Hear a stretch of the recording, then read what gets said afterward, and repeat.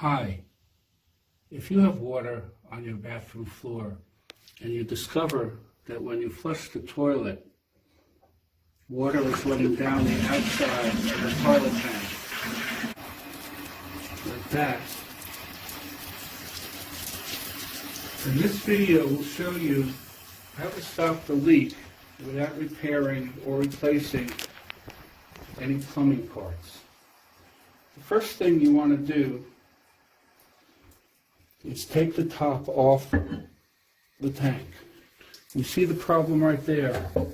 It's the water shooting up out of the fill valve as the tank fills. I'll flush it one more time and you'll see. And that water hits the top of the tank, runs down the inside of the top of the tank, and then down the outside of the tank itself and onto your floor. So in order to stop the leak, you need two things. You need a milk container or something similar, like this half-gallon milk container, which is easy to cut with a pair of scissors. And you need a pair of scissors.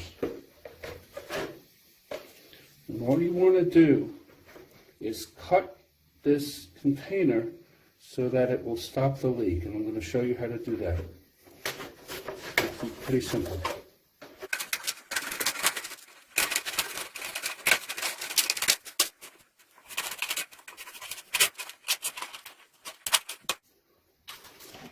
Now you can take this cut container and you can put it over the fill valve, and all that happens is the water will be redirected into the tank. So instead of shooting up and getting on your floor, it will just go back into the tank.